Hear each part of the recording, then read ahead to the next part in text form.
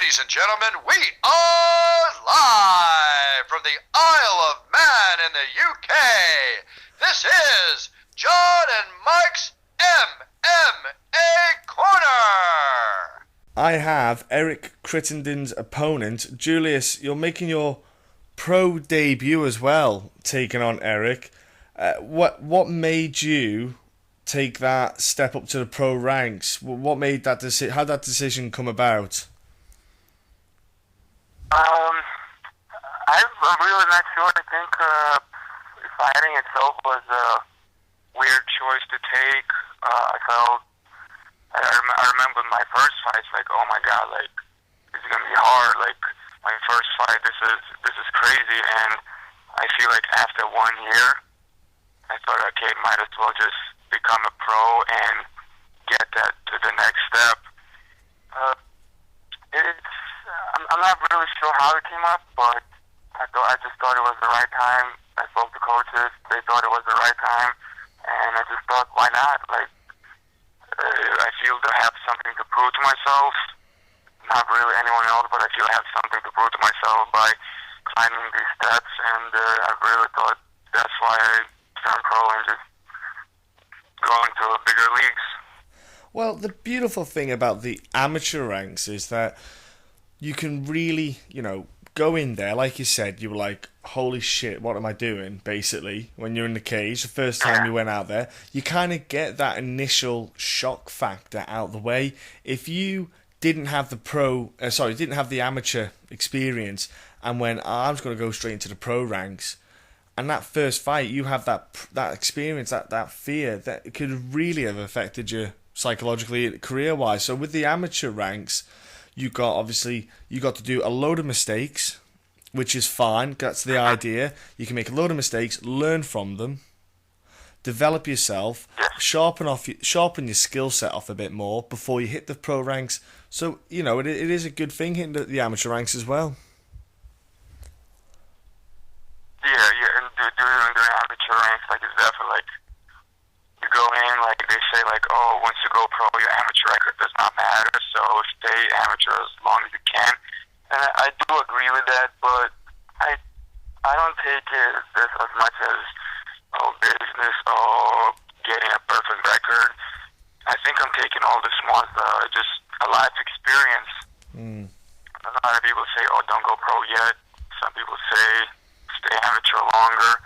And I agree with that. I just thought it's a life experience, and I might as well just try it out and have something to tell my grandchildren.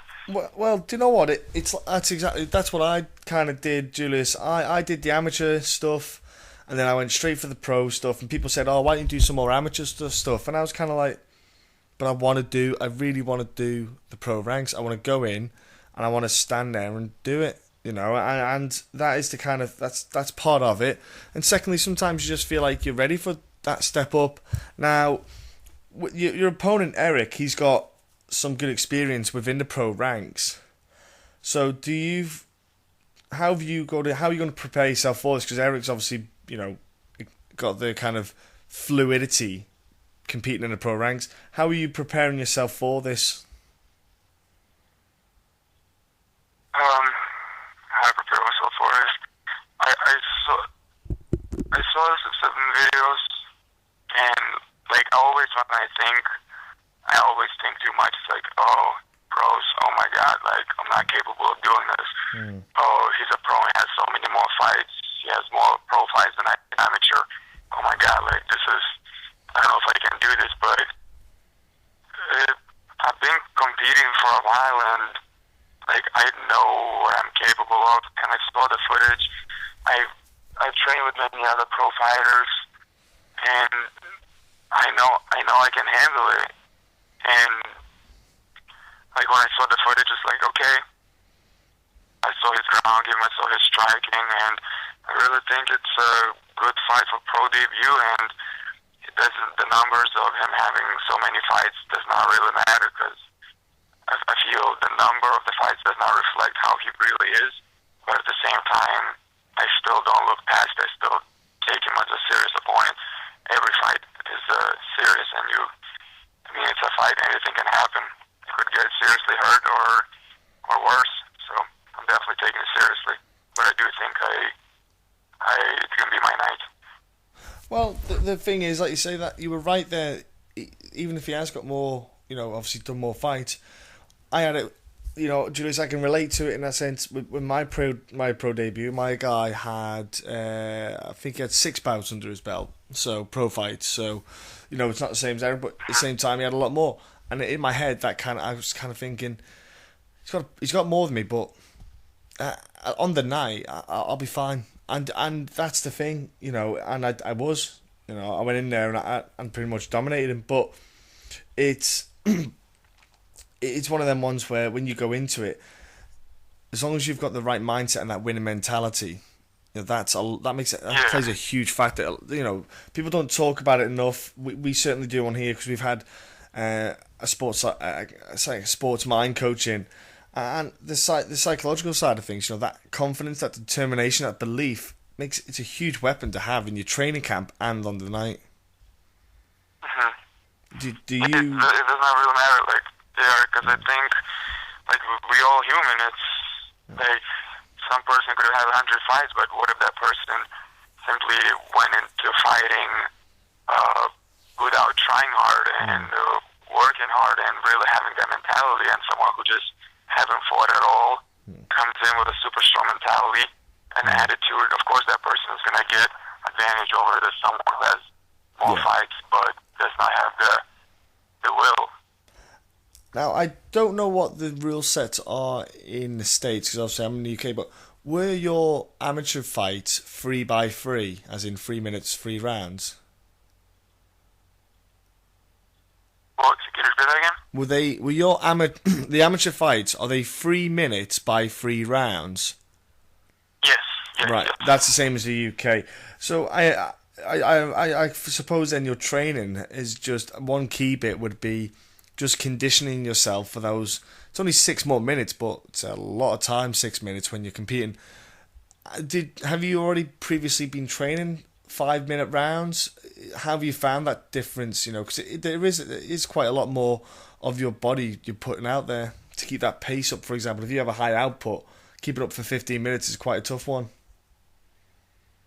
Yeah, 15 minutes is a lot, especially depending how hard you push. I think when you have 3-minute rounds, yes, guys go much harder because it's not so much more time. 5-minute rounds, person automatically thinks, okay, it's 5-minute rounds, I'm going to pace myself a little more until you get that experience and you feel more comfortable there, and then you just go just as hard as you go for 3 minutes.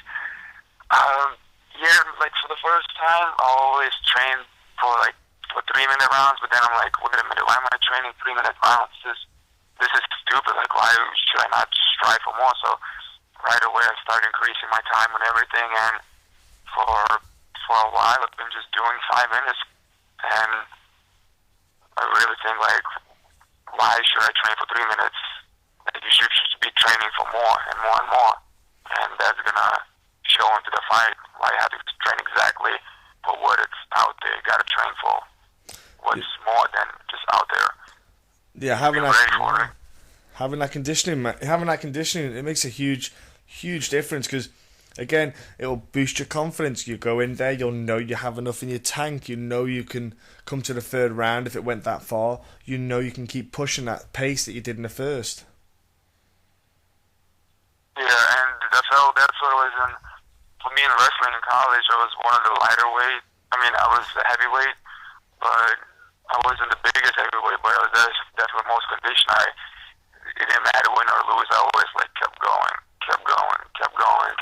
and I feel that was what got a lot of victories. That's what made all the awesome battles, and you kind of transitioned towards MMA, boxing, and just fighting in general. That keep going, the hard work in the room, and just always moving and pressuring. And I feel that's going to be a factor. It is. It's going to be huge, man. It's going to be a huge factor, especially I feel Eric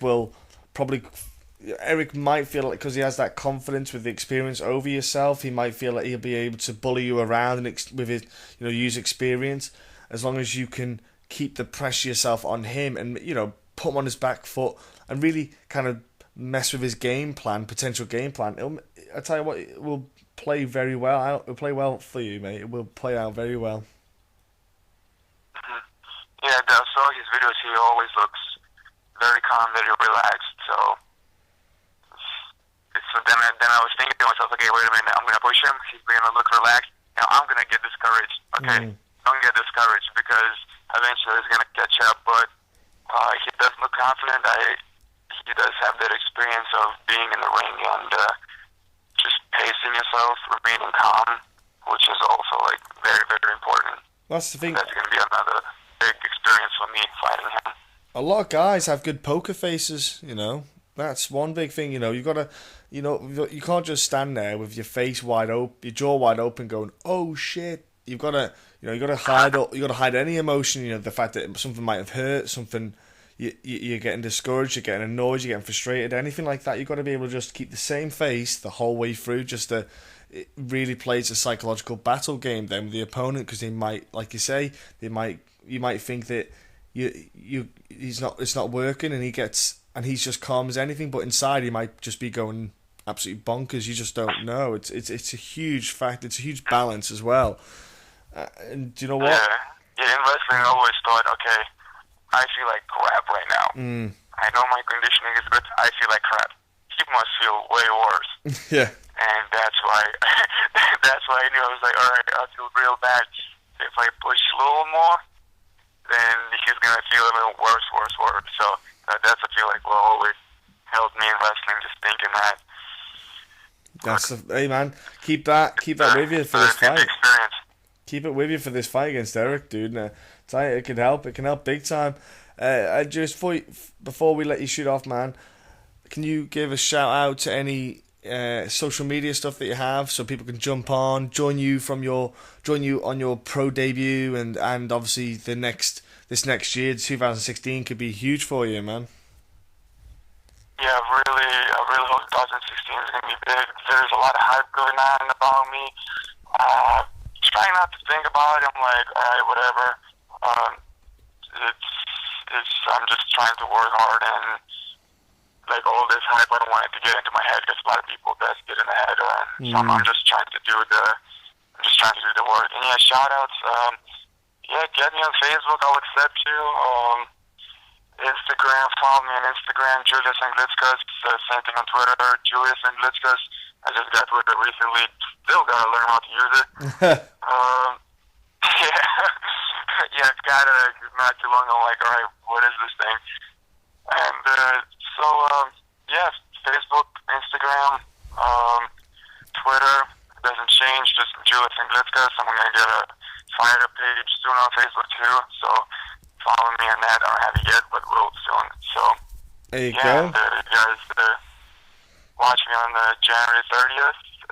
Do work for Shamrock FC. Jump on, give them a follow, ladies and gentlemen. What about any sponsors there helping you out? Right now, I've been going to Sub-Zero Chiropractor. You go in this chamber, and it's like minus 200, and they just like freeze your body for like 3 minutes, give you a shot. Oh, the cryotherapy, yeah. Yes. I went there today. It's in Chesterfield. So definitely go there, check it out. They helped me a lot. I went there today. I feel much better. And I still need to pick up some more sponsors. But big shout out to my team. Everybody's been helping me out big time and to get ready. Yeah, who is your team? Who's your coaches and friends and that? Then give them a shout out. My head coach, Mike Rogers. Quinn O'Brien is like one of my main sparring partners. He fought for Glory. He's a really, really good kickboxer. Oh my God, he dropped me with the big knee 2 weeks ago. Oh goodness. Yeah, he landed when I just dropped. He's like, "You alright? Was that ribs or stomach?" I was like, "Stomach." Okay, good. So yeah, he helps me a lot. And Zach Freeman's been helping me a lot. Just everybody around my family's been supportive. Everybody's been supportive, and it's gonna be great. And hopefully, I can sure got a flag for this fight. I'm going to try to represent Lithuania eventually. Maybe for next fight, maybe get some flags or something and walk out with it. I don't know why I didn't do it this time, but hopefully I'll get some followers back from Lithuania. And, just get a little bigger following group right there. I was going to say, just each fight comes along, just grow a little bit more. That's all you need to do, man. Look, Julius, have a great fight. Have a great weekend. Enjoy yourself. You know, you and Eric put on a great show for the fans that are watching at the event and also who watch it live, because you can get it live, ladies and gentlemen. You can stream the Shamrock FC fights. If you go on the website, the links are there. Julius, thanks very much for giving me some of your time, coming on and speak with us. And like I said, mate, just enjoy yourself at the weekend. Thank you so much.